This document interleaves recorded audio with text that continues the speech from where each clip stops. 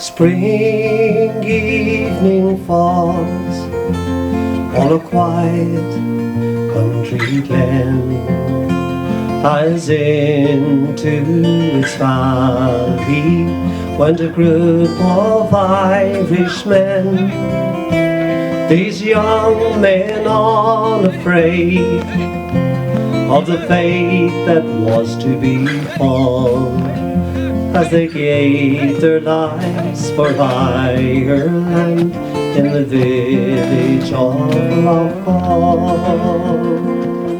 I heard you, August Comradiha. I'm absolutely honoured to be here this evening and to have a chance to address the gathering, and it's great to see so many people who have come along this evening as we come together and meet here today to remember and honour on this 30th anniversary the 8 volunteers of the East Tyrone Brigade of Loughgall Martyrs who were killed in Loughgall on the 8th of May 1987 in an ambush by British Crown forces.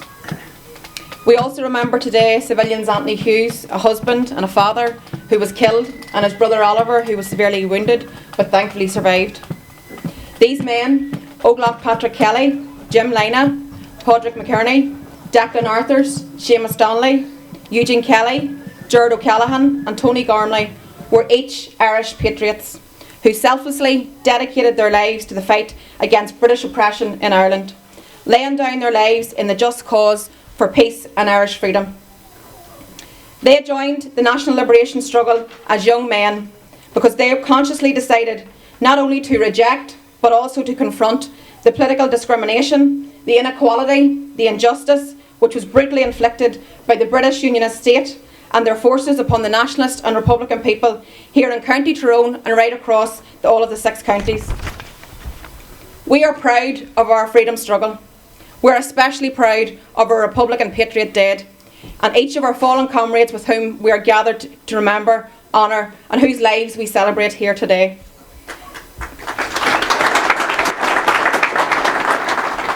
Declan, Seamus and Tony and Eugene were all from the Galway area. Patrick from Dungannon, Padraig the Moy, Gerard from Bunburb and Jim was from County Monaghan. They were all loved and they're sorely missed. They were sons, devoted husbands, fathers, brothers and caring uncles and respected members of their communities. They were born into a narrow-minded sectarian Orange state and they experienced at first hand the discrimination, the inequality, the brutality and the harassment that was suffered by the nationalist community. Owen's already said a little bit about each of the volunteers. They were ordinary men who found themselves in extraordinary circumstances. They were formidable men, each and every one of them. They were formidable Republican activists who were highly respected within the ranks of Loughgall Martyrs and crucially within the nationalist community.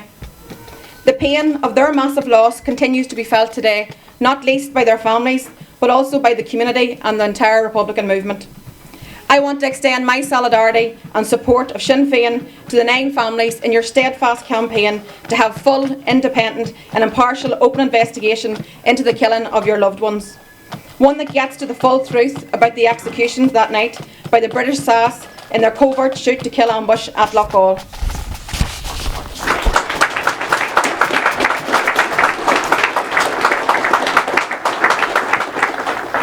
The past is part of our present. The past is not another country.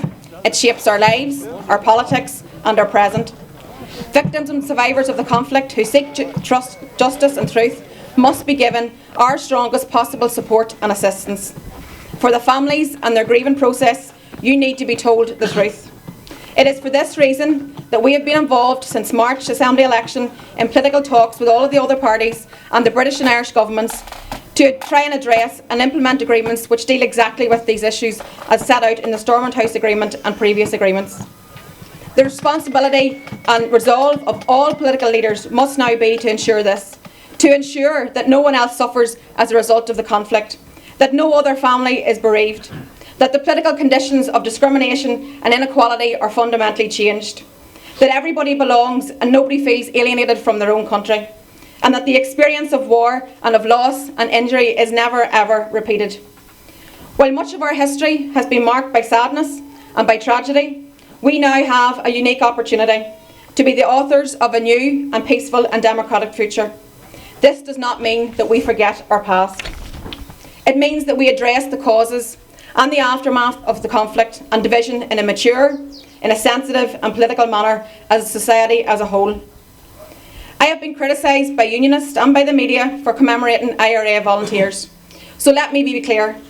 I am an Irish Republican, and make no mistake about it, I will always remember and commemorate our patriot dead every time and stand along beside you.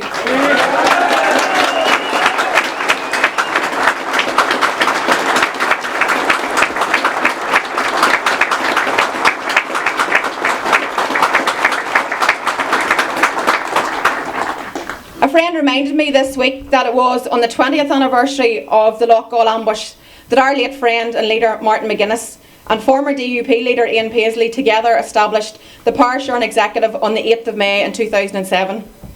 And that evening, having just signed the Pledge of Office, Martin left the media fanfare, he travelled to Monaghan Cathedral where he rightly joined the family and friends of our comrades and took part in the commemorative Mass. I see no contradiction whatsoever in commemorating our Republican dead whilst reaching out to our Unionist neighbours to build a better future. Orange and green together on the basis of full equality and mutual respect.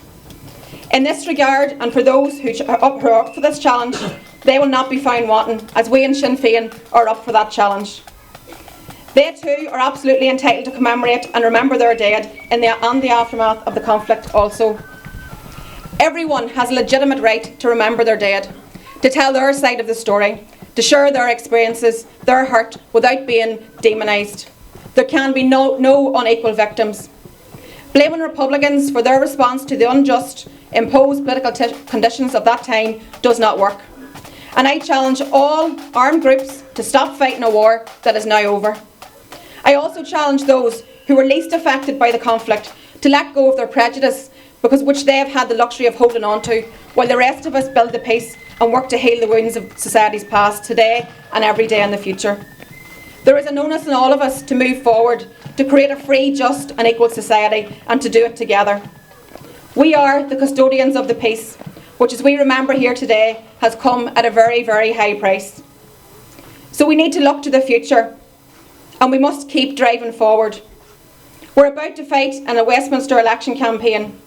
I took the initiative a number of weeks ago and invited other party leaders to explore the possibilities of a progressive pact to maximise the anti-Brexit, anti-Tory vote and pro-rights and pro-equality vote. It's my view that there are potential gains for a progressive coalition of forces in Fermanagh South Tyrone, North Belfast, East Belfast and East Derry. These gains would have came at the expense of some of the most hardline pro-Brexit candidates who have backed Tory cuts and who have set their faces firmly against equality and against rights.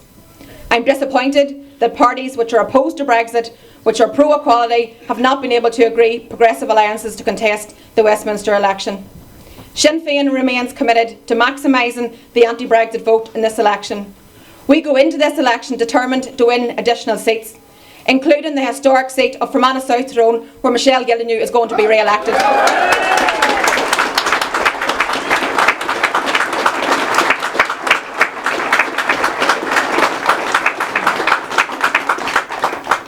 No better woman. We stand firm against Brexit, we stand firm against a hard border, and we stand firm against Tory cuts.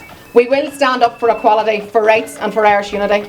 And we will send a very clear message to Theresa May and our Tory cabinet of millionaires that they have no mandate here in Ireland. They do not speak for us.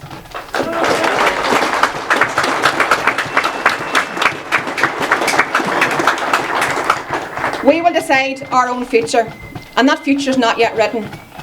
We are entering into a new political era. The opportunities for real change are within our grasp. The old certainties are gone. The grip of the old parties is loosening. The Unionist majority has ended. Europe is in a state of flux. Now is the time to build a new Ireland and a real republic. That is the commitment to all of the volunteers we remember here today and all of our fallen comrades. That is how we will realise their beliefs and their goals, and I have no doubt we will not be held back. Gura míle maith agam.